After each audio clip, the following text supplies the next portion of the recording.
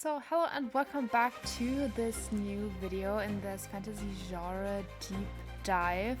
We already talked about the subgenres and the history of fantasy, and we also started with magic systems. So we covered soft and hard magic systems and elemental magic. And so if you're interested in those ones, check these out first. But I'm guessing you clicked on this video because you're interested in divine or deity-based magic, which we are going to talk about today. And I only have ritual magic and techno magic left on my list that I want to cover. But if there's another magic system that you're interested in, let me know in the comments, and yeah, then I can get to that as well. So let's get started right away. So basically, this magic is about being derived from gods or just any divine beings. It can be kind of that the practitioner of the magic is like devoted to these gods or divine beings, or that they are chosen by them, or possibly like descendants. And I found a really interesting article that talked about different types of this magic. So they gave true magic or chaos magic as examples, and that true magic takes its source from kind of more religion or mythology. So the idea here is that the magic is linked to a deity's energy, and just a deity is another word for God or just a supernatural being that is considered to be sacred and worthy due to having a certain authority over the universe or nature or human life. And that this energy that they are linked to is kind of drawn from the deity's Ka, so Ka, which is kind of their life force. So this kind of just means that you have to like worship them, or that you have to rest or devote yourself to these kind of deities so that can like restore their Ka, so their life force and their energy. And part of this can also be that other even higher deities like have an impact on their Ka, so their life force. And all this is like kind of like intercorrelated. So kind of the skills that the deities have, or the skills that then the practitioners can have that draw their magic from their deity, is usually correlated to like the domain or the phenomena they're associated with. For example, Poseidon is like considered to be the god of the sea, the storms, or like horses. So that would also mean that if you are part of like taking magic from Poseidon, that your abilities will also be in that realm.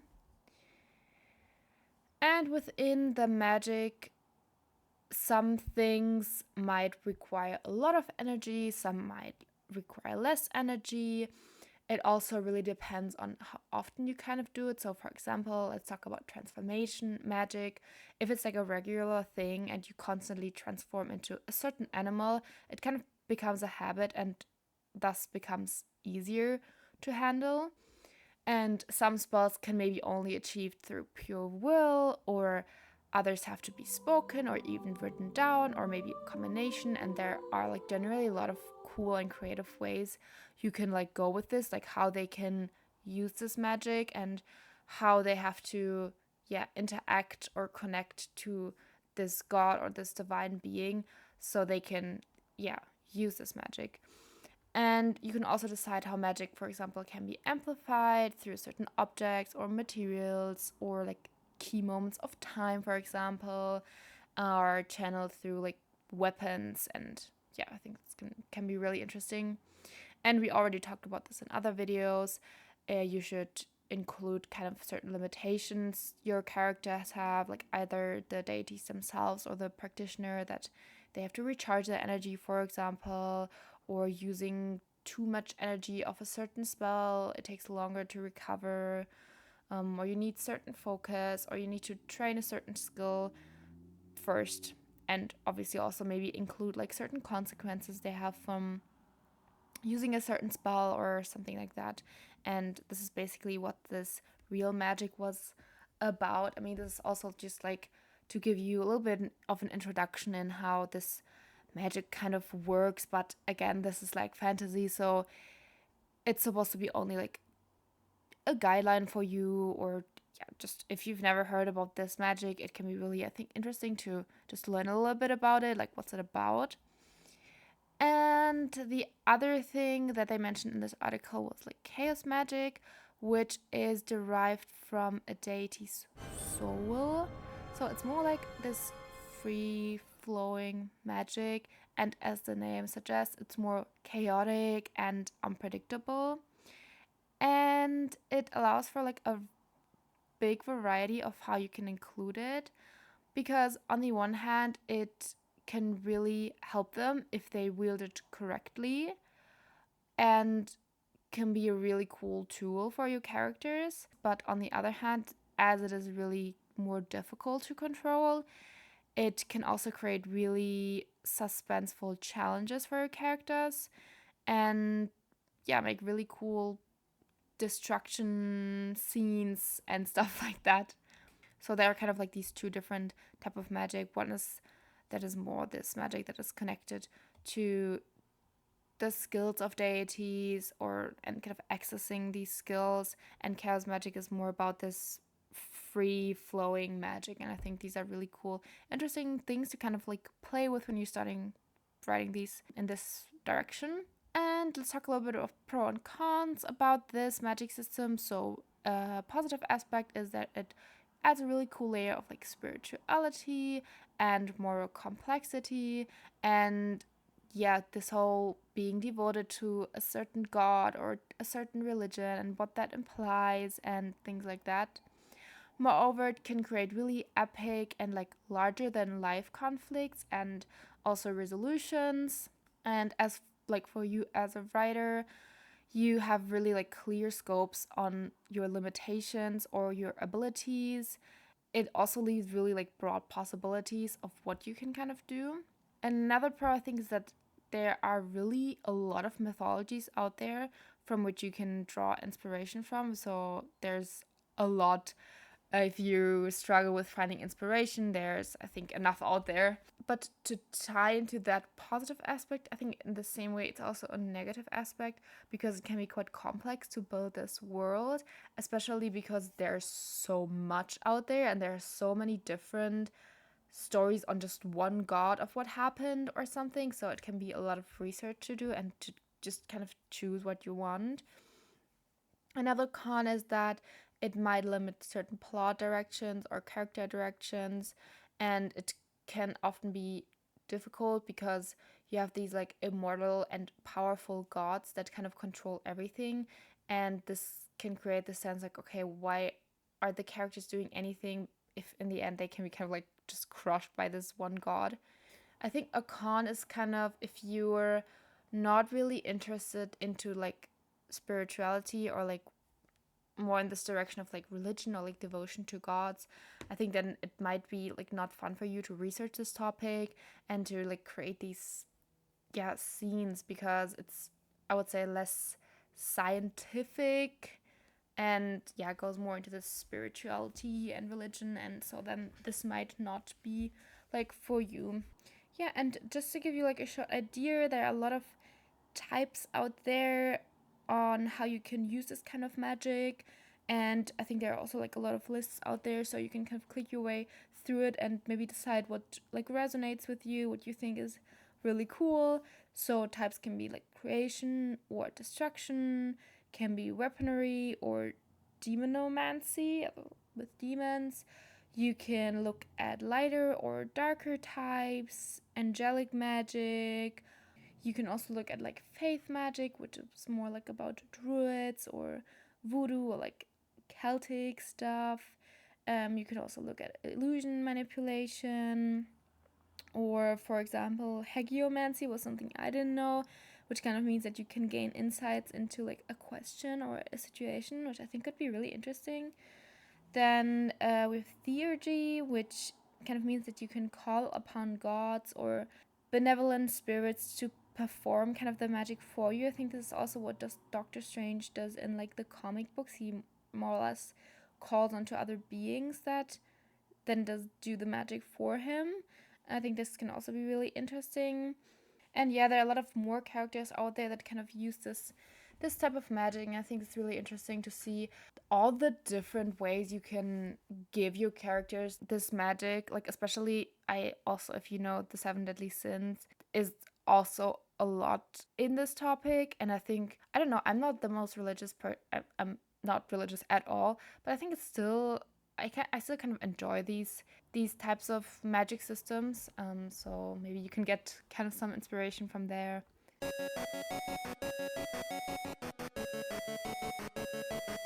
Also, to come back to the comics, like for example, Loki or Thor from also the Marvel comics, they also use kind of their own magic, their own godly magic. For example, Thor channels them through his like hammer, so he like uses a weapon. That's also a way you can include that. And I want to go a little bit more into how you can write it, or give you a few guidelines or a few guiding questions on where you can kind of start off to start this system. And first, you can kind of start to define the nature of your deities or your spirits. So, are they like really all powerful gods, or are they like lesser deities? Are they like demigods, or like what is kind of the hierarchy of them? And how do they differ in their power and their influence? Are they benevolent? Are they malevolent? Like somewhere in between? Then you can kind of like create a pantheon or a singular deity. So if you have like multiple deities, you can determine kind of their relationships and if they have power over each other, or do they kind of counteract each other? Do they have specific domains or like regions, or for example, the god of war or the goddess of wisdom? And kind of decide their origins. So, where did they come from? Were they just always there, or were they created through a certain phenomena? And this origin story also can really like inform about their motives and their behaviors, which I think it's really interesting. You can go to so many different directions there.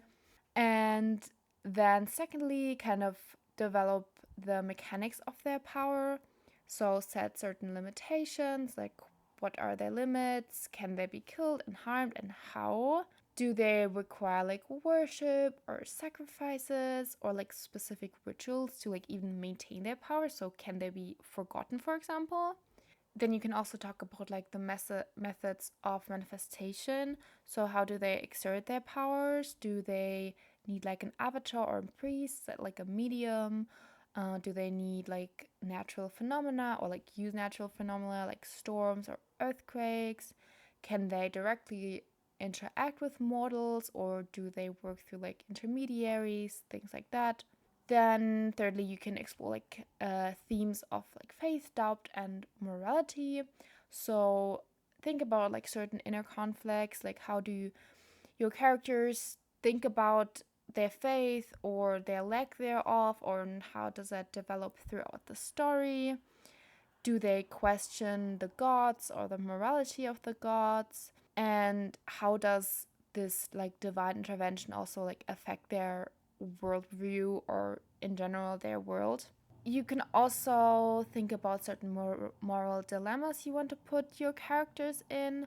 So place them into a certain situation where they have to maybe choose between their own moral compass or what would be considered right by like the divine morality.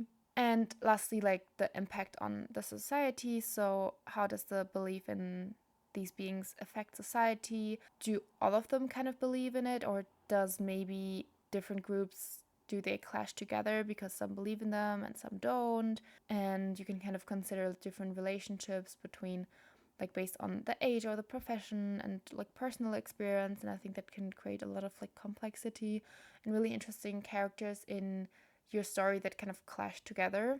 Then a fourth thing to consider is to kind of avoid Deus ex machina. I think with like gods and divine beings, it's really important to not create a world where, yeah, it kind of always seems like, okay, well, there's this one god that actually, if you think about it, is really like OP, and it kind of takes the fun out of reading it. So trying to avoid that by creating realistic conflicts and by yeah, kind of balancing the powers with conditions and limitations.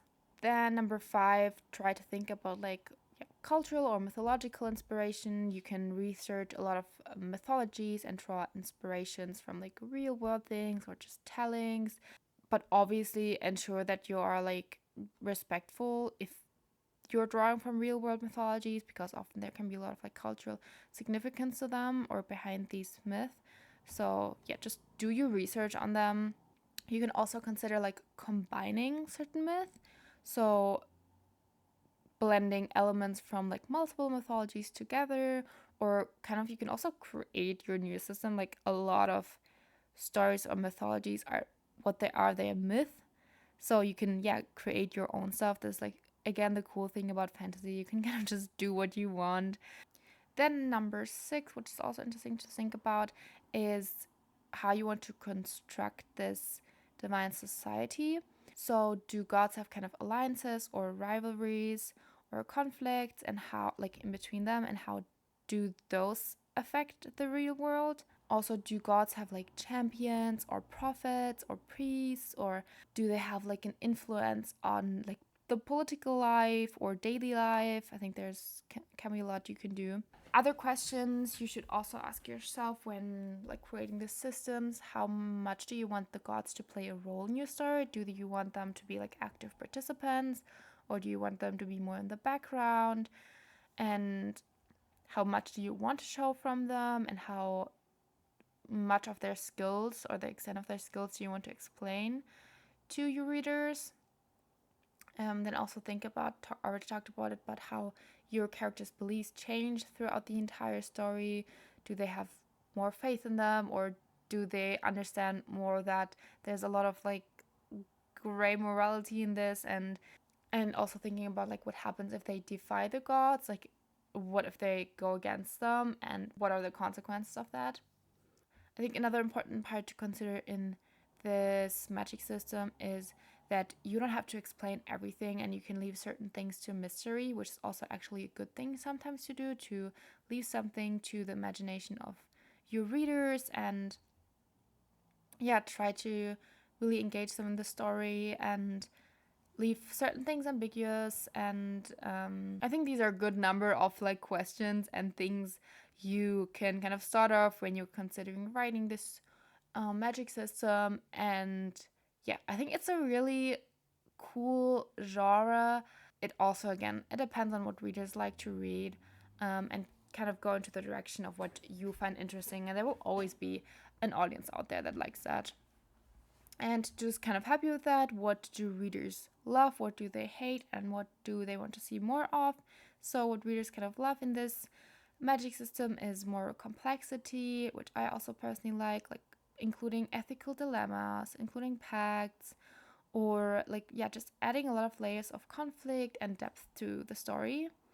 What they also love is like the epicness of it, and because it's this bigger conflict, it makes the story feel much grander and makes the stakes also feel much more monumental. What readers don't really like is Deus Ex Machina. I think this is like a common occurring thing, that if like the divine intervention is just kind of used to resolve conflicts too conveniently and too obviously, can be really frustrating. Another thing that readers don't really like is lack of agency. So if characters feel like they're kind of out of control of their destinies because it kind of lies in the hands of a certain prophecy, or because they have to abide to the rules of the gods, and can kind of take away the suspense, because it's like, okay, well, they have to stay in this certain space. And what they kind of want to see more is character driven divinity. So readers are kind of interested in seeing how like personal choices impact their divine favor or powers, and how characters kind of negotiate their relationships with these higher beings, and creating these kind of like complex situations where you create disruptions, and what the consequences of these are, positive or negative. And I think there are a lot of cool things to do. So lastly, I wanted to give you some recommendations of what you can kind of read to get a little bit into this space. So my personal recommendation is Percy Jackson. I personally really love these books. I think they were so fun and adventurous and suspenseful, and kind of like the unpredictability of these things. And I like that. I think Rick Riordan is not really afraid to like create conflicts in the stories, and yeah, I personally really like them. And the series kind of follows demigods, which are the results of a god and like a human creating a baby together. And these demigods, as a result, have certain parts of the skills or powers that the gods wield. So, for example, in the book, we mostly follow Percy Jackson, who is the son of Poseidon. And so as a result, he has like powers that Poseidon's wield. For example, he can kind of control water, he can breathe underwater for a long time. And in the series, we follow his adventures as he like navigates through a world with these gods and monsters and prophecies. But like this book is not only about like how he discovers his powers, but it's also about how he learns to like control them and utilize them. And it also deals with the demigods questioning what the gods are doing and them being frustrated with the things they're doing. And I think that is why this book series is loved so much, because it makes it like so much more interesting. And so just to give you a few quotes on how Rick Riordan describes the powers they are using, I think this is always interesting to see, because it can give you kind of like an idea on how to write this. So a quote from The Lightning Thief: I put my hand into the water. It was cold, but strangely comforting. I closed my eyes and tried to sense the current, to pull it around me. Quote from The Sea of Monsters: I concentrated, pushing and swirling the water around my body, sending myself faster through the lake. A quote from The Last Olympian: I concentrated on the waves, feeling the sea respond to my anchor. It surged up, crashing over the monster. So we can kind of see this combination of how he feels when he wields his powers, and even the temperature of the water, and how his senses are affected by using his power. And I think it's a really interesting way of describing the powers. The recommendation of a lot of readers was the Broken Earth trilogy by N.K. Jemisin. And the setting of this takes kind of place on this unstable continent, which is called the Stillness, and the inhabitants live under like constant threat of natural disasters, which are intensified by these apocalyptic seasons that disrupt civilization. And the central part of this trilogy is East Sun, which is in Origin, and she has the power to manipulate seismic energy. And the story follows kind of how she navigates through this society that kind of fears and exploits her abilities, as like she's trying to fight her daughter, and she's confronting systemic oppression and ecological destruction. And in terms of like the deity-based magic, the story really explores like a unique relationship between magic and the earth itself. Like the planet has kind of a consciousness, and these origins, they wield like power which is granted by their connection to this earth. And I think this book is super interesting, and the way she kind of like describes this power and this connection to the earth. And I think this is also a really cool book to read if you want to go in this direction of magic systems. And here are a few quotes on how the author describes it. She puts her hands to the ground and draws it all in, all that chaotic energy, and then she wills it into stillness. Another quote is, she reaches not with her body, but with that other sensibility that Origini gives her, and she grasps the power, bends it to her will. Another quote is, Aeson reaches down through her feet, through stone and strata. She seizes the motion of the fault and dampens it with the sheer force of will. Another quote is, "With nothing but her mind and will, she pulls heat from the deep within the earth, shaping it, letting it flow." And I really also like how she kind of describes it, because it's a little bit more vague, but she kind of describes having this connection with the magic. I think this book is really cool, with like rich world building and complex characters, and it shows how like divine powers can like really shape a world, and she not only use it as plot device, but really shows how it can be like an integral part of the story and the society and how it affects their lives. And I thought it was a really good pick for this. And this is kind of like the last thing I want you to do and talk about in this video. I hope you really liked this video, and if there's anything more interesting you want to say about this topic, feel free to write in the comments. I always love reading them. And if you enjoyed this video, and if you want to, you can like this video or subscribe to my channel so you don't miss out on any other videos in this fantasy genre book dive. And that's it from my side. So I hope you have a great day, and thank you so much for watching. I really appreciate you giving me the time, and yeah, bye bye.